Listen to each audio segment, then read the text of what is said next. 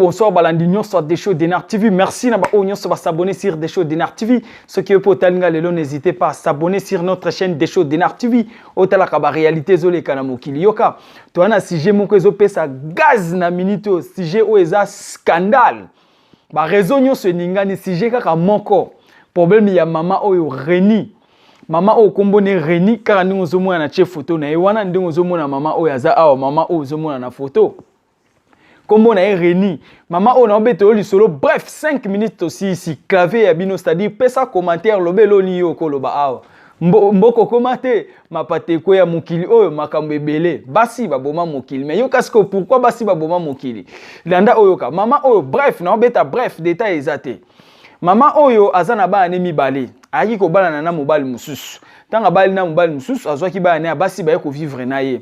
Mama ona ba ane mibale abasi wana ezana mwa ane moko ya mwasi akoma ko bimana mobali na ye. Nous on est là. Eza histoire vraie. Ba raison nyonso eza ya ko ningana pona problème o mama o ye moko aleki na chaîne azoko loba o esalami pona ye na bana na ye ya basi. Précisément mwana moko ya mwasi akomi ko bimana mobali na ye. Mama o alobi boye. Mwana ba violaka ye une fois. Ba violaka ye 2 fois, 3 fois, to plusieurs fois. C'est-à-dire mwana na ndenga azana mama boy koloba keno mobali na ye a violé mwana na ye. C'est-à-dire mwana na ye ya mwasi nde akwesi mobali na ye. Pourquoi? Parce qu'abimina mobali na ye a plusieurs fois. Du fait que mwana abimina mobali na ye a plusieurs fois eza violté. C'est-à-dire mobali pe abimina mwana te mais mwana na ye nde akwesi mobali na ye. C'est-à-dire mama a koteli mobali. Maman lobi yena mobali na ye tili fobo, c'est-à-dire tisuka. Et en plus, bazo préparer déjà mariage na mobali na ye. O nyon se salami ona par rapport ya mobali na ye na mwana na ye ye etali ete. O eza plus important pour na ye, bazo préparer déjà mariage na mobali na ye. Problème ya mobali na ye na mwana na ye ya mwasi etali ete. Mwana na ye ya mwasi nde akwesi mobali ne. Parce que du fait que abimina mobali na ye a plusieurs fois. C'est-à-dire mobali na ye a violé mwana te. C'est-à-dire mobali pe abusé mwana te, mwana na ye ya mwasi nde abusé mobali na ye. Donc problème mo eza vrai scandale yoka. Tolobi boye pona nini bana ya basi bakendaka ko boma mabala ba mama na bango. Première question.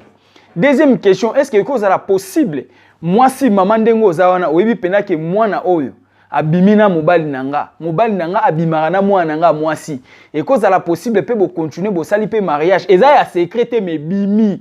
Yo moko za consciente que mobali nanga abimana mwana nanga pe abimaka na mwana nanga ya mbala moko te me ya mbala ebele.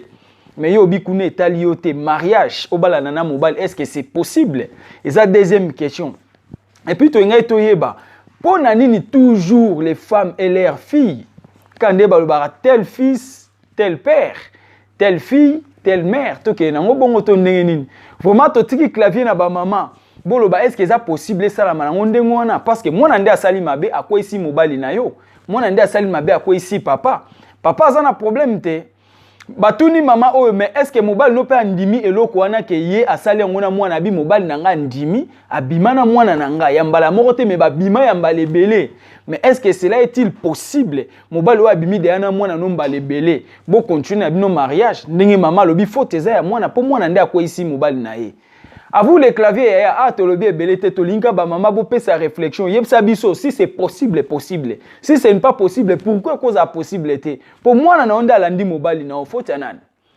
Maman pa lobi que moi si ba viola ka mbala moko oroloba ba violer mais oh déjà bobimi mbala ebele. Viole zate. Maman lobi viole zate, mwana nde akwa isi mobali. C'est-à-dire mwana na inda landi mobali na ye. Et ça li ba pasi na soni. To mona makamsu ton to yaka na ona ba chaîne ezara lokwa to kosa bien lokwa j'ai ou bien ba aventure. Mais oyo mama ye moko a témoigner pe maman lobi aza d'accord de faire son mariage avec son homme.